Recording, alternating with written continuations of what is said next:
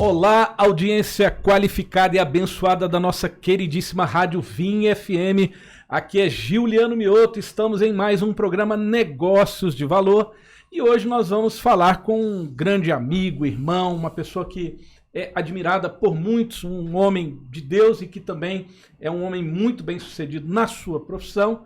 E estamos aqui hoje com Telêmaco Brandão, que é advogado, é presidente do Instituto Politizai-vos, e é pai também, cristão, e faz muitas ações aí no meio, né, nas rádios, na televisão, e ele é um cara bem articulado, e ele está aqui hoje para contar um pouquinho para nós da sua história de vida, de como ele chegou até aqui, o caminho que ele traçou aí na vida dele como advogado, né, como homem aí bem sucedido de negócios, e a gente vai conversar e saber um pouquinho dessa história inspiradora. Tudo bem, Telêmaco? Olá, Juliano, tudo bem? Obrigado pelo convite. Quando me surpreendi, eu não sabia qual que era a pauta. Aí, segundo o Juliano, ia contar a minha história. Falei, mas quem quer saber da minha história, né? Então, talvez ele seja um amigo muito querido, que é a gente muito bem, mas espero que, de alguma forma, a gente possa contribuir, edificar, testemunhar alguma coisa que inspire as pessoas, que essa é o que importa realmente, né? Exatamente. A ideia do programa, a gente sempre coloca aqui para os nossos ouvintes, é justamente trazer esses insights de como foi a sua caminhada até aqui, até onde você está hoje. Você é um advogado e bem sucedido e, enfim, está bem estabelecido aqui em Goiânia. Tem um nome aí que as pessoas respeitam bastante. E eu imagino que não deve ter sido fácil, né? O que te levou, assim, motivou a ir para a área do direito? Por que você, dentre tantas opções que existem, né? Eu creio que você não nasceu rico, né? Nasceu numa família bastante humilde, né? Então conta um pouquinho da sua história para a gente, da sua caminhada, de como que você resolveu enveredar por esse caminho e ser bem sucedido nele. Bom, quando um amigo fala bem sucedido, eu acho que isso é relativo, né? Mas de fato a advocacia me proporcionou tudo que eu tenho, né? De fato eu saí de um contexto e hoje eu vivo num contexto melhor econômico, diferente, né, da minha origem. Mas a primeira coisa que quando eu tento lembrar da minha história, que me inspirou a chegar aqui, e eu falo muito, hoje eu também sou dono de uma escola de educação infantil, foi ambiência. Apesar de meus pais serem servidores públicos, a gente ser uma classe média, meu pai tinha 5 filhos, né? Morreu, eu tinha 12 anos de idade. Mas antes dele morrer, ainda assim, escolheu uma vida que tinha as contas pagas. Ele não escolheu ir para o empreendedorismo. E com isso a vida tinha muitas limitações, muitas restrições. Mas mesmo assim eu tive a oportunidade de estudar numa escola muito boa, que era considerada uma escola de elite, que era do meu tio-avô. E minha irmã era bolsista e eu era semi-bolsista. E era por isso que nós estudávamos ali, né, no antigo Educandário Goiás. E ali eu tive a oportunidade de conviver com pessoas de outro nível social. Não era o que eu vivia realmente, né? E entendi o que era bom. E falei, eu quero isso para mim. E claro, né? Isso eu percebo que isso começou ali. Eu vi que as pessoas, era muito amigo de filhos de médico, donos de hospitais, fazendeiros, né? Hoje, por exemplo, eu gosto muito do mercado financeiro. Os principais investimentos que eu faço é no agronegócio, que eu costumo dizer que eu sou um fazendeiro frustrado. Eu sempre quis ser fazendeiro, né? Porque eu cresci nessa ambiência, gostava de ir para a fazenda dos parentes, porque eu tinha parentes muito bem. E a gente era, né, o lado mais, vamos dizer assim, mais classe média da família, e tinha gente muito abastada na família. E normalmente eram fazendeiros ou empresários. E eu admirava muito, ou médicos, eu admirava isso muito. E na verdade, Juliano, eu caí no direito, entre aspas, de paraquedas. Né? Antes de me tornar um cristão, né? Eu confesso que eu era muito soberbo intelectualmente, eu era um muito bom aluno. Me orgulhava de ser bom de notas e eu falava que só servia medicina para mim. E eu, num contexto, quando eu peguei todos os meus resultados de reprovação no vestibular para medicina, eu resolvi fazer um teste, prestar direito, que eu tinha as pessoas próximas que estavam fazendo e iam fazer esse vestibular, vou fazer também. Inclusive fiz a prova vestibular, fui muito bem, resultado excelente e fui parar na Universidade de Direito. No primeiro momento aquilo foi uma crise, mas como um cristão eu já entendi um pouco de propósito. E quando eu fui orar, eu fui para a presença de Deus e senti paz, que aquilo ali fazia parte de um propósito de fato. No primeiro semestre eu já apaixonei pelo curso e descobri que eu nasci para aquilo. Minha mãe até brincava, você é advogado desde pequeno, né? Mas eu costumo dizer, o bom advogado, ele é o bom vendedor.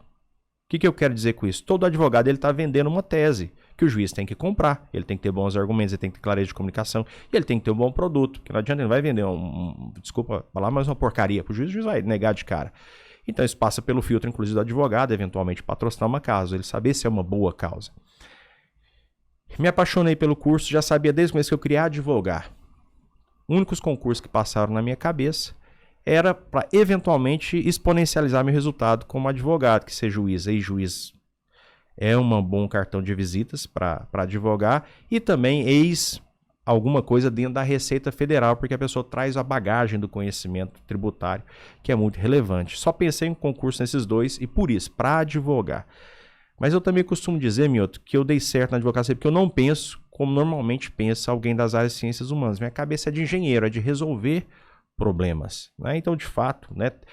E também tem uma pegada empreendedora, né? A gente consegui logo cedo decisões que marcaram minha carreira, que me projetaram, porque a gente estava pensando fora da caixinha, não estava simplesmente decorando códigos e aplicando a lei. Eu costumo dizer que se advogado souber só de lei, ele está enrolado, porque o Google é melhor do que qualquer um nisso, né? Um presidiário sabe mais de lei que muito advogado. Então não é simplesmente saber conhecer a lei, é saber muitas vezes que a lei deveria dizer outra coisa, é saber como essa lei tem aplicação prática, ela está equivocadamente aplicada. Como, eventualmente, você resolve o problema de alguém usando esse conhecimento jurídico, que é o quê? Que é uma cabeça de engenheiro, vendo os problemas e propondo soluções, né? E também procurando advogar em nichos que ninguém se aventuraria, né? Porque essa é uma visão de empreendedor. Então, eu acredito que esses três fatores, primeiro, saber que eu queria ir além na minha vida, e segundo, pensar no direito como um empreendedor ou como um engenheiro, que eu, na verdade, nos vestibulares que eu passei, as minhas notas que eu destacava não era na área de português, não era literatura, que é o trabalho básico de um advogado, é ler e escrever, era principalmente em física e matemática, era onde eu conseguia fechar as provas de vestibular, tinha muita facilidade, muita habilidade. Ou seja, essa era uma forma de pensar, é uma forma de raciocinar logicamente, e todo mundo que trabalha comigo eu desafio que pense dessa forma, né, que saia um pouquinho da caixinha da programação mental de alguém das áreas de ciências humanas e comece a migrar nessa coisa de propor soluções, de empreender, de arriscar. E o resultado eu acredito que vem quem faz isso bem feito e com dedicação.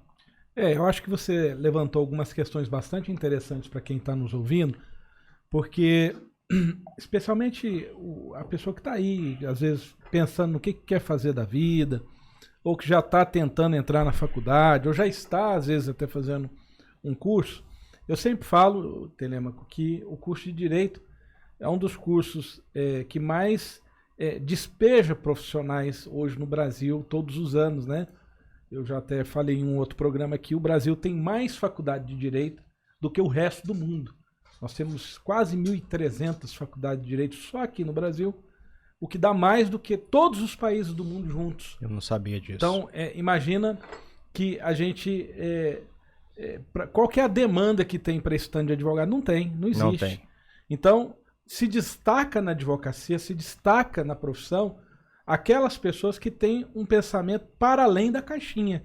De fato, você falou isso aí, eu também, quando eu fiz o curso de Direito, eu sempre pensava nisso, eu vou fazer um concurso de procuradoria da República, procuradoria na área tributária, ou juiz federal, justamente pensando nisso, assim, para ganhar uma autoridade, ter um conhecimento a mais e poder empreender. E você, que é o segundo ponto que eu vi que você colocou aí, que achei muito importante, você decidiu empreender, porque também não é fácil você empreender num país onde o empreendedorismo é visto com maus olhos, né? Onde o sucesso é visto como algo ruim, né? E você também teve uma experiência, né? Que você morou um tempo nos Estados Unidos. Sim. Qual que foi a principal diferença que você viu entre a forma do brasileiro de lidar com o mercado de trabalho e do americano? Acho que você até me contou uma vez sobre isso, sobre a questão das pessoas e das coisas. Fala um pouquinho sobre isso pra gente. Eu me lembro, eu morava num lugar estratégico de uma cidade muito conhecida chamada Boca Raton. Diferente que as pessoas vão na Flórida, na Flórida, isso. Lá é uma região de muito condomínios, com campo de golfe. Eu escolhi não morar nessas áreas porque eu gosto desse contexto de vida walking distance, de você fazer as coisas caminhando, né? Você descer e tem uma padaria do outro lado da rua, vamos dizer assim, de eu poder ir caminhando para a praia. E eu escolhi isso. Então eu fiquei numa avenida que era a principal da cidade e era um prédio. Então na porta do meu prédio aconteciam os desfiles, essas coisas. E me chamou muito a atenção, Mioto, quando foi ter um desfile cívico e abriu o desfile os empresários bem-sucedidos. E eles eram aplaudidos, assim, foram muito mais do que não sei se chegavam a 2 dezenas de Rolls Royce conversíveis passando com as famílias. E as pessoas aplaudiam aquilo. E aquilo me marcou muito, foi logo que eu cheguei nos Estados Unidos. Já conheci um pouco, né, disso, eu escolhi ficar lá um tempo nos Estados Unidos porque eu já admirava a cultura, essa visão de empreendedora. Um dos motivos de eu ir para lá foi exatamente a dificuldade de empreender no Brasil. Eu queria empreender fora, né, diversificar meus empreendimentos. A gente hoje faz isso, a gente dá assessoria para quem quer, né, eventualmente expandir, internacionalizar seus investimentos, seus negócios, tanto na parte, né, tributária, na assessoria migratória, enfim. A gente faz esse trabalho hoje. Foi isso que eu fui aprender lá na época, mas me chamou muito a atenção, Milton. Principalmente porque eles veem os grandes empreendedores como heróis. E eu consigo te provar de forma muito simples que isso, principalmente para uma visão cristã, é o correto. Tem uma série do History Channel que fala dos grandes negócios. E nessas histórias sempre mostram os podres desses grandes heróis, vamos dizer assim. Mas eles não deixam de ser heróis no aspecto. Gigantes da indústria. Gigantes. Isso é sensacional. Que mostra a história do Carnegie, do JP Morgan. Da Heinz, mostra da M&M, mostra desses... os grandes industriais dos Estados Unidos. Coca-Cola. Que ficaram bilionários e mostra justamente aquilo ali. Tanto o podre quanto a parte de não acerto esconde, deles, não é ideologizado, né? Não é enviesado. Uhum. E ninguém trata eles como vilões. E por que não? Porque nós somos criados e doutrinados, a verdade, é acreditar numa visão marxista do mundo, que só é possível se você crescer explorando outras pessoas, que é uma grande tolice. Né? Eu disse recentemente, até no outro podcast de um amigo muito querido, e é fato, você quer se tornar um bilionário? Resolva o problema de 1 bilhão de pessoas e ganhe R$1 de cada um delas. Grande, isso é o que nós estamos falando na Rádio Cristã, fico muito à vontade para dizer que eu entendi isso a partir da observação e lendo a Bíblia. Você já estava no outro debate também, cara, você leu fulano? Você falou, não, lê a Bíblia, porque isso tudo está lá. Todos esses princípios de conhecimento estão lá, de sabedoria, são eternos e vêm de acessar o ser mais sábio do universo, que é o próprio Deus. E eles nos mostram, e o próprio Jesus disse isso, quando ele é confrontado para a mãe de um discípulo pedindo 2 cadeiras, né, 2 tronos para cada um deles, à direita e à esquerda. E ela diz assim, ó, em resumo, né, ele fala, vocês não entenderam, no meu reino não é lugar de buscar trono como vocês querem. Quer ser grande no meu reino? Sirva, porque grande no meu reino é esse. E o que é servir, Mioto? É resolver problema de pessoas. Então, você quer ser bem-sucedido nos negócios? Resolva problemas de pessoas. A advocacia deu certo para mim, que eu consigo resolver problemas muito complexos que são muito importantes para as pessoas. Eu costumo dizer que há 3 profissões que são as tradicionais vão continuar sendo. Eu não vejo nenhuma possibilidade de deixar de ser, com inteligência artificial, com avanço tecnológico. Inteligência artificial não vai suprimir isso, porque você está lidando nessas 3 profissões, vocês já vão saber qual que eu estou falando, com a vida e com a saúde. Outra, você está trabalhando com infraestrutura, moradia.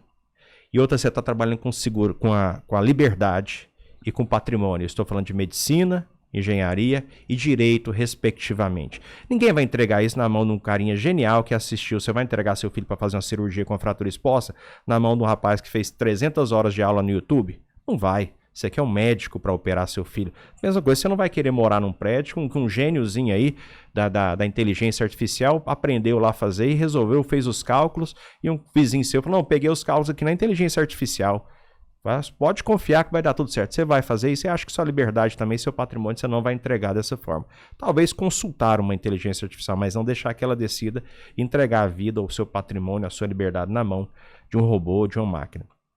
Então, por que que essas profissões são as mais valorizadas e as mais procuradas, inclusive, e de forma até equivocada, na minha opinião, mas porque elas se propõem a resolver problemas complexos e de muita gente. Todo mundo tem problema nessas áreas e tem alguém para resolver. Isso é também no empreendedorismo. Então, o empreendedor, ele não é esse vilão. Esse empreendedor é o grande, que seria grande no reino, aquele que serve pessoas. E por isso, quando ele passa num Rolls Royce conversível com a família dele acenando para o público, eles o aplaudem, porque reconhecem, ali vai um cara que serviu muitas pessoas, enquanto na cultura que eu costumo dizer que é a doutrina de Caim, né? Que isso é totalmente a versão dos nossos valores bíblicos. Aqui, quando você vê um cara passando no carrão, pensa, lá vai um cara que explorou muitas pessoas, o que é uma grande tolice, vai me desculpar, eu estou usando tolice para ser gentil, né? Porque se eu fosse adjetivar corretamente, eu deveria ser mais duro, mas em respeito à audiência, eu vou falar só tolice mesmo.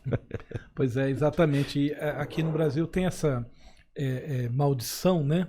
Das pessoas olharem quem é bem sucedido e em vez de almejar ser igual àquela pessoa e usar ela como exemplo de vida, você inveja, você atribui a ela, só chegou onde chegou porque explorou, porque roubou, ou porque passou os outros para trás. E aqui, infelizmente, nós não entendemos isso. E eu falo também de uma outra situação que te chamou a atenção, que acho que você comentou comigo também, que quando você foi chamar uma pessoa para consertar alguma coisa lá na sua casa, e ele te cobrou um valor que você achou muito caro, e você percebeu você teve também um insight sobre isso. Você podia contar pra gente? Não, refresca a minha memória. Isso lá nos Estados Unidos, porque aconteceu recentemente aqui em Goiânia. E que você percebeu que lá as pessoas valem mais e as coisas valem menos. Perfeito. E aqui as coisas valem muito. Sim. E as pessoas valem pouco. No que pese eu ser do direito, eu falo que eu queria, inclusive eu já procurei um mestrado de economia para discutir essa tese, né? Porque o que acontece? O carro que eu andava lá nos Estados Unidos, eu paguei nele 7 salários mínimos. E lá ele tem uma motorização melhor que o do Brasil, no que pese aqui, a versão top vinha com teto solar e banco de couro. Lá não era nem banco de couro, mas tinha um motor melhor. A gente sabe que a mecânica é o mais caro de um carro. Ele custou 7 salários mínimos na época. Lá, aqui no Brasil, ele custava 119 salários mínimos. Então, quando alguém faz essa conversão, nos Estados Unidos as coisas é metade do preço aqui. É verdade, para nós. Mas para um americano, elas são 10 vezes, 20 vezes mais barato. Então eu lembro, eu fiz essa conta também, agora eu não lembro o número de cabeça, com fraldas descartáveis. Eu lembro para comprar um pacote de fralda descartável, que era 1/3 do salário mínimo. Lá era coisa assim, era centavos proporcionais ao que a gente ganharia aqui. Então, que é a conclusão que eu cheguei? Que os Estados Unidos é um lugar... Aí, contrapartida, as coisas muito baratas, correto? Eu falei. Mas eu tinha... Lá rico não tem coisas. O rico ele tem pessoas à disposição dele, porque pessoas são caras. O cara que tem uma governanta, o cara que tem um motorista, que tem uma babá full time, que eles falam a tempo integral, esse é o cara rico extravagante, porque tem um Porsche Panamera lá, era a parcela do leasing, era 1/3 do salário mínimo, um pouco menos. Quer dizer que com 1/3 do salário mínimo você compra um Porsche lá nos Estados Unidos. Exatamente, você paga a parcela mas pra você dele. Ter uma empregada, uma governanta. E é onde eu vou chegar. Não é barato. Eu saí aqui do Brasil, eu pagava o que eu pagava por mês por 220 horas de trabalho para uma trabalhadora aqui. Lembra, não estou falando de trabalho técnico, também é braçal aqui e lá. O mesmo trabalho braçal lá eu gastava por 8 horas por mês, que ela ia uma vez por semana e ficava 2 horas na minha casa. Usava coisas geniais de tecnologia, limpava a casa rapidão, era um móvel pequeno, um apartamento. E o que acontece? O que eu gastava por 8 horas por mês de trabalho lá, eu gastava por 220 aqui. Ou seja, para eu ter uma pessoa 2 horas lá, era o que eu teria 220 aqui. Nós estamos falando de 11 vezes mais barato, né? Então, ao mesmo tempo que a coisa é 10 vezes mais barata lá, a pessoa aqui é 10 vezes mais barata. Então, o Brasil é o lugar onde as pessoas são baratas e as coisas caras. Viver aqui no Brasil é caro porque as coisas são caras. Viver nos Estados Unidos não é essa realidade que o turista vai, porque o turista não tem contato com o serviço. Mas que ele tem é o garçom trabalhando para ele ou o balconista de hotel. Quando você mora lá, você precisa de um dentista, de um veterinário, de um encanador, que me cobrou R$720 na conversão direta na época, $180, dólar 4 por 1, para ficar 15 minutos na minha casa, eu quase infartei. Porque hoje ainda você paga R$120 pro encanador. Pra ele ficar metade da Só manhã que esse lá, né? mesmo cara vai lá pagar $600 na parcela do Panamera. Na época era isso, né? Mas o que acontece? Conclusão. Poderia demandar, dando vários exemplos aqui. Brasil, país onde as coisas são caras e as pessoas baratas. Vida difícil, dura. As pessoas aqui, por isso que é o país do improviso. O cara usa jornal no lugar de papel higiênico, ele tem que improvisar. Porque é caro demais ter papel higiênico, eventualmente. Né? Improvisa aí com lencinho, porque não tem condição de comprar absorvente. Essa é a realidade da maioria do brasileiro, infelizmente. E lá o contrário. Lá você não tem acesso às pessoas, que elas são caras, mas é a ordem correta das coisas, Mioto. Que é a ordem da dignidade. Eu não gasto com coisas que são descartáveis, eu gasto com pessoas. Eu invisto, eu coloco meu dinheiro em pessoas, não em coisas. Né? E isso foi uma das coisas que eu trouxe de lá. Né? Eu aprendi isso e meu sonho é ver essa ordem invertida no Brasil. Eu também. Nós vamos agora para um pequeno intervalo. Tá muito bom a conversa aqui. E daqui a pouquinho a gente volta com mais negócio de valor. E Telêmaco Brandão aqui, que vai contar um pouquinho mais aí das experiências dele, tanto como empreendedor, quanto como uma pessoa que morou fora do Brasil e que traz essa percepção para nós. Fique ligado aí, daqui a pouquinho a gente volta.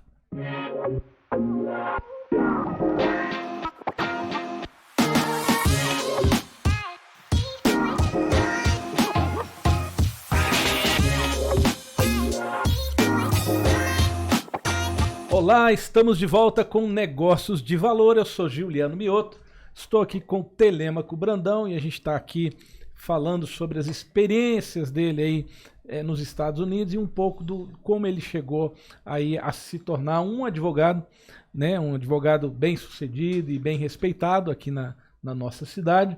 E eu queria agora, Telêmaco, assim, você, além da parte jurídica, né, você tem uma escola, né, que é a Kingdom, né, que vocês têm um trabalho que vocês desenvolvem um pouco dentro dessa mentalidade, né, americana. Mas eu queria que você falasse para a gente um pouquinho. Você também está perto de lançar um livro, né? Sim. Um livro escrito por você. Na verdade, acho que você está até escrevendo mais outro livro. Fala pra gente um pouquinho assim dessa...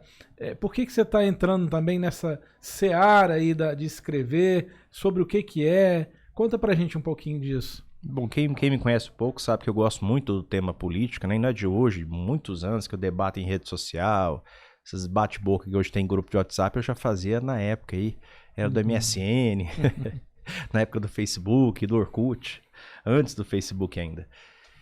Sempre gostei muito do tema, acabei inclusive aqui na Vinha FM, me tornando comentarista, né? Daqui da Vinha FM fui parar aí no total de 12 canais de rádio e TV, né? E hoje eu as portas abertas aí sempre para voltar, e eu que decidi dar uma afastada, convites, né, reiterados e cotidianos para eu estar presente nesses debates. E aí, por isso, eu acabei me envolvendo na política e trabalhando junto com um amigo que era com a equipe dele, né, que era candidato, a gente fazendo uma viagem de Goiânia para Brasília. Um deles, que ia se candidatar também, não sabia nada de política, começou a me fazer perguntas. Aí ele falou assim, você não tem vergonha de não ter escrito sobre isso, não? Não, nunca pensei sobre isso, não. Você tinha que ter vergonha, rapaz. Você tem muita coisa que você pode ajudar as pessoas. Que você falou pra mim, nunca nem passou pela minha cabeça, me ajudou demais e tal. Eu falei, não, mas tô fazendo esse rádio TV. Eu falei, não, mas eu quero seu livro. Aí virou um bate-boca. No final das contas, eu apostei meu carro que eu ia entregar esse livro pra ele em 60 dias. Escrevi em 30. Mas era algo assim que eu já tinha, né? Já tinha falado muito. Então, igual eu tô acostumado a escrever, eu tive facilidade. Eu 300 páginas, pra ser 9 capítulos, viraram 27 capítulos. E aí foi próximo da época da eleição. Mas aí mudou o contexto, então eu tive que adequar algumas coisas e parou. Isso aí nós retomamos agora recentemente, fizemos algumas atualizações e vai sair muito em breve. Inclusive estava programado para ser para novembro. Nós vamos ver se a gente lança esse livro no começo do ano que vem. Que a gente trata desse contexto político. Eu falo muito disso que a gente falou aqui. Qual que é o tema do livro? O livro chama Democracia é Reunião de Condomínio. E o resto é balela. Esse é o nome. Porque então você compara a democracia a uma reunião de condomínio. Sim, na minha opinião não tem nada mais democrático que aquilo e eu mostro por quê. E quando a gente quer falar democracia, a gente consegue ver o que é ali e trazer para a nossa realidade cotidiana. Fala-se muito hoje, né, sobre isso. Política é um tema muito presente hoje na vida do brasileiro, e até no cenário mundial se tornou com as redes sociais. E o que acontece? fica muito fácil perceber o que é certo, o que é errado, as distorções que tem. Parte de um pressuposto que a democracia é o melhor modelo, porque eu acredito que é, no que pese ser criticado por muitos, né? Muitos acreditam no modelo republicano, que é o governo das elites intelectuais, mas infelizmente é o que a gente está vivendo. A gente é governado por pessoas de mentalidade esquerda que acreditam que essa é a melhor visão de mundo e que eles são os detentores do saber e nós, ogros, ignorantes, idiotas, perdão da palavra, mas que devemos ser governados por eles e livres da nossa própria ignorância por eles, né? A gente vê ministros do STF verbalizar essa atrocidade. Então eu não acredito nesse modelo. E porque eu não acho que conhecimento acadêmico é, por si só, relevante. Eu acredito que em algum contexto, uma simples dona de casa tem muito mais sabedoria, conhecimento e experiência de vida do que um ministro do STF, por exemplo, né? Do que um professor de filosofia. Eu acho que um pipoqueiro, literalmente um vendedor de pipoca, simples, sem estudo, tem muita coisa a acrescentar na nossa comunidade, porque só ele sabe falar especificamente sobre a vivência de alguns grupos. E claro que, eventualmente, alguém com conhecimento acadêmico, com experiência de vida, tem muito a acrescentar, mas ele também é só mais um dentro de uma democracia. E por que eu acho que ele é o melhor modelo? E o segundo capítulo do meu livro, chama O Argumento Moral Irrefutável. Ninguém consegue me fazer mudar de ideia. Eu já tentei me convencer do contrário, em anos tentando, né, achar falha nesse argumento. Ninguém, por mais que eles tentam afastar, ninguém conseguiu afastar. O argumento moral é simples. Quando a gente fala em uma democracia, em reunião de condomínio, democracia fala o povo no poder. Condomínio é o domínio comum, ou seja, todos nós somos donos de algo. E quando a gente entende um pouco de economia liberal, faz mais sentido que num país de mentalidade socialista. Mas eu aprendi, graças a Deus, eu entendi que o maior valor que há é a vida. Concorda comigo? Sim. E quando eu usurpo um celular de alguém, eu não, vamos tirar fora desse exemplo, mas quando um canalha, um usurpador, que é tratado como vítima da sociedade, nosso sistema, usurpa um celular de alguém que custou um mês de trabalho dele, ele usurpou aquelas 220 horas que aquela pessoa trabalhou. Usurpar, roubou, né? Enfim, quando rouba um carro de um trabalhador sem seguro, aquele cara vai ficar 2 anos trabalhando naquele carro, que lá deve ter custado 1 ano da vida dele parcelado aí. Então, você roubou a vida daquela pessoa durante 1 ano, durante 1 mês, e ninguém tem o direito de fazer isso. Tudo que as pessoas constroem, elas constroem de patrimônio, elas constroem a partir do trabalho dela, ou talvez herdado ou doado para alguém que trabalhou. De maneira honesta, claro, eu estou falando, né? Tudo que eu estou dizendo aqui diz respeito à pessoa que constrói as coisas honestamente. A partir do momento que você tem o que você tem, qualquer coisa, a partir do seu tempo, você deixou de estar com sua família, deixou de fazer o que você queria, deixou de descansar, para trocar ele por um salário e comprar essa coisa, aquele tempo é a sua vida, concorda comigo? Quando você vai falar quantos anos você tem, você fala seus anos é tempo e é vida. Então, tempo é vida. Partimos desse pressuposto. A partir disso, qualquer coisa sua, necessariamente foi uma troca que você fez pela sua vida, correto? Isso não se aplica só ao seu celular. Isso aplica também a sua parte no condomínio, que todo condomínio tem uma fração ideal. Isso se aplica também à nossa vida aqui, como ente de uma comunidade. Eu, para vir até aqui, eu vim através de uma rua que pessoas deram parte da vida dela pagando imposto para asfaltar esse piso. Tem uma iluminação pública e pessoas deram a vida. Até pessoas que eu discordo ideologicamente, pessoas que moralmente eu acho reprováveis. Mas essas pessoas eu tenho que respeitar de alguma forma. A segurança que eu tenho pública na rua, policial que está lá, tem pessoas dando a vida dela para pagar. E é por isso que eu não posso desprezar a opinião dessas pessoas, ainda que eu seja academicamente melhor. Ainda mais se eu fosse um servidor público que tenho minha comida na mesa pago por essas pessoas, que é o que ministros do STF especificamente fazem. Desprezam essas pessoas. Mas para aí, o mínimo que essas pessoas merecem é o respeito e a honra, porque é da vida dela que eu estou falando. Eles trocaram parte da vida, pagar imposto, abriram mão, para poder pagar o salário dessas pessoas. Então nós estamos falando de vida. E negligenciar isso, Mioto, é negligenciar a própria vida. Em última análise, é ser flertar e ser conivente com a escravidão. Eu tenho direito de obrigar alguém a trabalhar 1 mês para mim sem pagá-lo? É o que um ladrão de celular faz. Ele trabalha 1 mês para pagar o celular que o cara roubou. Um ladrão de carro, mesma coisa. Né? Exatamente. Tem celular que custa em última análise, esse é o argumento é isso que faz um estuprador achar que pode usar a sua vítima por 5 minutos e descartá-la. É isso que faz um escravocrata devolver a escravidão, porque a vida não tem valor. Então, por isso que ninguém consegue afastar esse argumento. Que é o cerne do meu livro. Eu defendo a democracia. Todos têm direito de voz, todos têm que falar, todo mundo tem direito de opinar, porque é a vida dele que está ali. E isso acontece na reunião de condomínio. Na reunião de condomínio, todo mundo quer participar, participa. Todo mundo quer votar, vota, dá palpite, falou. Ninguém deu moral para ele, mas ele pelo menos teve a oportunidade de expressar. Falou, deram moral, vão apoiar a ideia dele. Quer ficar assistindo futebol, não quer ir para a reunião, que é uma grande falha. Eu coloco uma falha, a gente está fazendo isso, a gente não está participando da reunião de condomínio. A reunião vai acontecer sem você e vão decidir por você, mas é democrático, inclusive, não participar, que é onde eu discuto até o voto facultativo.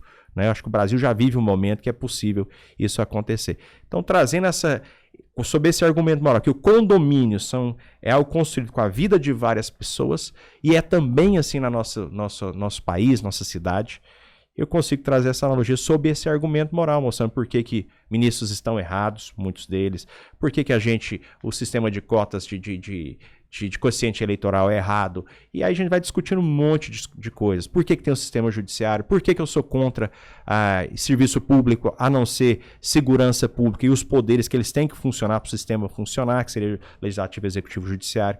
Para mim, Estado só cuida de segurança pública, mais nada, fronteiras e pacificação estatal e os poderes, porque não tem que cuidar de saúde, não tem que cuidar de educação. Você tem que deixar na mão de quem tem de fazer e faz mais barato e faz melhor.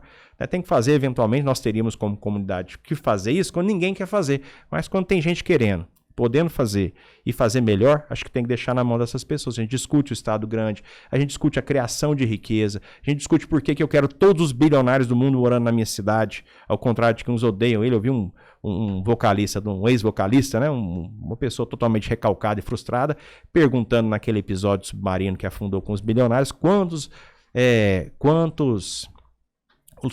submarinos precisaríamos para acabar com os bilionários do mundo. Pois é, filho, ele só estava falando numa câmera porque algum bilionário resolveu o problema de tecnologia, numa internet porque algum bilionário resolveu o problema de internet, e gravando o iPhone dele, provavelmente porque um bilionário que resolveu o problema de muitas pessoas deu a ele o iPhone para usar. Mas essa é a mentalidade dessas pessoas. Com quanto eu quero todos os bilionários morando no meu condomínio, entre aspas, na minha cidade. Seria maravilhoso, e no meu livro eu provo isso. É muito fácil entender isso.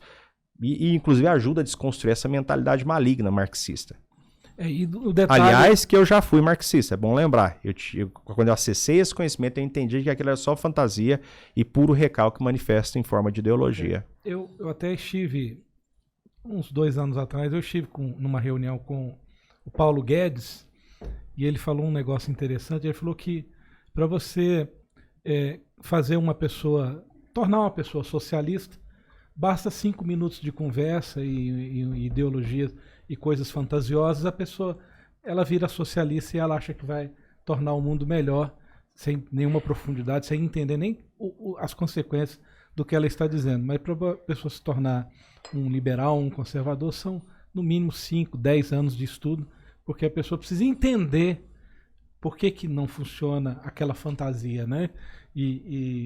Enfim, eu achei muito interessante essa questão que o Paulo Guedes colocou nesse dia, nessa reunião, e foi um dia bem interessante, bem memorável. E outra coisa também que você falou aí também sobre os bilionários, a partir do momento que essa pessoa está ignorante, o bilionário morre, mas os bilhões dele vão para alguém. Sim. Vão para um herdeiro. Então, assim, não vai deixar de existir bilionário porque morreu o bilionário. Então, é um pensamento tosco. E, inclusive, muitos estados acham que temos que taxar as grandes fortunas como se os grandes milionários e bilionários fossem o problema e não a solução para a gente ter uma sociedade mais livre, mais digna, com mais prosperidade, né? E eu queria levar uma outra pergunta para você. Quando você decidiu aí escrever esse livro, ele está próximo de ser lançado, né? Tem alguma previsão? Como é que você está querendo fazer? Esse livro, você indicaria ele para quem lê ele? Enfim, o que você poderia dizer para os nossos ouvintes aí? Está perto aí, daqui uns dias a gente pode, de repente, até marcar aí uma outra conversa para falar sobre esse lançamento? A mim responder agora, pouco antes de entrar aqui no programa, que agora, ainda no mês de dezembro, já vai estar pronto, né? Eu brinco que faltava uma foto para colocar na biografia ali na orelha do livro, né? E fazer os caboclos feios ficar mais ou menos, dá muito trabalho, foi isso que atrasou o livro. Mas estava faltando isso, nós entregamos essa foto. E agora só para concluir a diagramação que eles falam, né? Então, acho que muito em breve. Agora, para quem esse livro? As coisas que eu falo ali, Mioto, a maioria das pessoas nunca ouviram falar no Brasil. Porque isso não existe, esse debate aqui. Vou tocar no assunto conservadorismo, porque as pessoas colocam rótulos para simplificar as coisas com esquerda, direita, comunista, capitalista, essas coisas. Eu não gosto muito de rótulos porque elas acabam simplificando. Mas sim, esse debate, né, conservador, liberal, é muito novo no Brasil. Por exemplo, tem um livro que é considerado a Bíblia, até pelo volume, você olha o tamanho de uma Bíblia, né? A Mentalidade Conservadora de Russell Kirk, ele foi traduzido para o Brasil em português em 2021. Então, tudo isso é muito novo, isso é acessível àquelas pessoas que interessam pelo tema, e algumas delas nem assim está acessível. Então, são ideias, é um conteúdo que eu não acessei aqui, e dificilmente você acessa. E até hoje, nos Estados Unidos, essas vozes têm sido caladas, para prevalecência no ambiente acadêmico, dessa mentalidade também vitimista, né, de demonizar o capital. Então a voz tem sido suprimida, até em países que são o sucesso que são por causa desse tipo de mentalidade, como eu falei. Essa coisa de aplaudir a pessoa no Rolls Royce, isso foi há 8 anos atrás que eu estava lá. Não sei se isso aconteceria hoje, que as coisas mudaram e mudaram rapidamente nos Estados Unidos, né? Mas enfim, eu acho que é bem-vindo para todos. São coisas, esse dia um amigo me perguntava, acho que eu falei aqui, onde que você acessou isso? Muitas coisas ali são princípios de sabedoria bíblica. Né? Eu falei aqui que eu contei o episódio de Jesus, né? Que tá ali, Jesus falando, quem é grande no reino é quem serve, quem é grande nos negócios é quem serve. Então, muitas coisas que eu falo ali estão na Bíblia também. Mas de uma percepção, de uma revelação que Deus me trouxe nesse contexto, né? De entender sobre política, sobre economia. Então, acho que é bem-vindo para todos. Eu acho que as pessoas vão... É uma leitura agradável, porque tem muito... a gente conta história, eu trago exemplos, né? Quem é de Goiânia vai ver, eu trago exemplos de um prédio famoso aqui em Goiânia. Hoje minha esposa mandou um vídeo para mim do tio Patinhas explicando como ele ficou rico. O que o desenho mostra é a mentalização que eu convido as pessoas a fazerem no meu livro, sobre o dinheiro circulando. Né? Você falou assim, o bilionário, ricos em geral, Mioto, não tem patrimônio, não tem dinheiro. Eles têm um número na tela, eles têm um patrimônio. Sabe onde está o dinheiro deles? Em Goiânia, eu vou falar o nome do prédio aqui, o Orion. Foi o prédio maior do Brasil. Um dia eu estou entrando no meu escritório, o pátio, eu vejo meu escritório é quase de frente. Eu vejo esse prédio, tenho certeza que foi uma revelação divina. Estou na Rádio Cristã, fica à vontade para falar. Na hora, eu olhei para aquilo ali, eu falei assim, isso aqui custou mais de 1 bilhão e esse dinheiro não está aqui. Todo o dinheiro que foi empenhado ali, muitos ricos juntaram e construíram aquele prédio. Concorda comigo? Sim, investidores. Aí você olha para aquele prédio está ali, o dinheiro deles fez assim, puf, explodiu, desapareceu, Mioto. Deixou de existir o dinheiro deles? Não, mas virou um patrimônio. Virou um patrimônio para eles, saiu da conta deles, está na mão da empresa de concreto, de madeira, de vidro, de tudo que colocou ali e dos trabalhadores que estão ali. Né? Então, o que acontece? Esse dinheiro saiu da conta deles e foi. Então, como é que você faz isso? Tira dinheiro dos bilionários. Faz os bilionários empreenderem, vem todo mundo aqui para Goiânia, faz um monte de óleo, vai esse dinheiro parar tudo na mão dos outros. Eles vão ter o prédio, mas quem que vai ter o dinheiro? É quem está lá na ponta da cadeia. Inclusive, é assim que funciona. Continua tendo, né? Porque ali você tem várias pessoas trabalhando como segurança, como faxineiro, os escritórios, os consultórios de médico que estão atendendo, Perfeito. Você tem consultório de fonoaudiólogo, tá lá... você tem seguradora, você tem uma miríade de negócios acontecendo todos os dias ali, gerando valor. Esse prédio ele vai continuar gerando valor e riqueza para muita gente durante muitos e muitos e muitos e muitos anos. Talvez a gente vai deixar de existir, ele ainda vai estar ali gerando muito dinheiro e muito valor. Isso é uma loucura que o marxista não concebe, porque é uma ideia, né? Há um erro, vou ser correto. E baseado na propriedade, né? É injusto o que se faz com Karl Marx em 2 sentidos. Primeiro, bobos trazerem a ideia deles de séculos atrás para hoje, né? E outro também, quando você faz uma análise, ele escrevia num contexto que 95% da população do mundo via extrema pobreza. 5% concentrava toda a riqueza e ia continuar concentrando na cabeça dele. Qual que era a ideia? Como é que eu vou fazer esses 95% mudar? Tomar desses caras e distribuir. Faz algum sentido naquele contexto? Faz, mas hoje em dia faz? Não, só um bobo para defender uma ideia dessa hoje. Mas ele não conseguiria conceber isso. Que é que surgir classe média, cadeia produtiva e etc. Eu achava que quem produzia ia continuar controlando tudo. E aí, quando a gente vai para uma análise dessa que você faz que a gente deu o exemplo do prédio, é muito fácil perceber. Sabe onde está esse dinheiro? Lá na padaria do bairro. Porque saiu do cara da concreteira, que saiu do cara que fez, e foi, trabalhou e contratou, tá lá no dentista, que o filho do cara que trabalhou. Então o dinheiro circula. E o oposto é muito, às vezes demonstrar isso, por esse sentido positivo, é mais difícil do que o contrário. Vamos lembrar do contrário? Pandemia. Todo o dinheiro que existia no mundo deixou de existir porque o vírus chegou. Todo o dinheiro do mundo continuou existindo. Todo o patrimônio do mundo continuou existindo. Só que parou de circular. Quando ele parou de circular foi o caos. Então não é simplesmente o dinheiro... Bilhões de pessoas ficaram mais pobres, inclusive. Exatamente. Em estado de miserabilidade por conta de uma paralisação nas atividades. E aí eu já estou dando spoiler, porque se eu mostro isso no meu livro, eu demonstro isso com exemplos. Eu faço uma analogia, né, com uma água represada, com um rio circulando. Então é um rio que passa, onde ele passa, ele deixa um prédio e vai embora e continua circulando, porque o dinheiro não deixou de circular. Ele... parou, ele gera problema. Isso, aí eu convido o nosso ouvinte a meditar sobre isso. Onde que esse dinheiro vai parar? Aí você responda para si mesmo. Mas o lance é o dinheiro circulando. Então, quanto mais dinheiro a gente tem na nossa economia circulando, melhor. Mais gente empregada, mais gente trabalhando, mais escolas, mais empreendimentos, mais hospitais, mais tudo vai acontecendo. A polícia mais bem armada. Porque eu tenho dinheiro aqui circulando. E eu costumo dizer que assim como a água, o dinheiro é vida. Literalmente, eu não falei aqui um pouquinho que o patrimônio é vida? Todo o dinheiro é a vida das pessoas dedicadas e é vida circulando. Né? E por isso ele precisa circular e a gente precisa produzir mais. E hoje a minha mentalidade é totalmente empreendedora. Então, maravilha. É totalmente voltada para isso. Eu lamento muito, só que a gente já está no final do programa. Eu queria que você tenha um minuto aí para você dar o seu recado final para quem está nos acompanhando. E agradeço você ter vindo aqui. Deixa aí seu último recado aí, quiser deixar um abraço para alguém, fica à vontade. Agradecer o convite, né? Agradecer também a audiência pelo carinho. Estou à disposição, meu chamado é servir, né? Entende que grande no reino é quem serve. Então, dentro daquilo que nos cabe, a gente tem alguma habilidade. Esse é o nosso chamado, é por isso que a gente está aqui na rádio também, por isso que a gente está no Instituto Politizaivos, no nosso colégio, lá no nosso escritório de advocacia. Né? E vai ser um prazer poder receber os amigos, poder atender naquilo que precisar. E só agradecer vocês, Mioto. Obrigado. Eu que agradeço, meu querido amigo, irmão Telêmaco Brandão. Agradeço a você que nos acompanhou até aqui. Se você está assistindo essa entrevista pelo YouTube, não esqueça de curtir, compartilhar, fazer um comentáriozinho ali, porque você ajuda a melhorar o nosso alcance.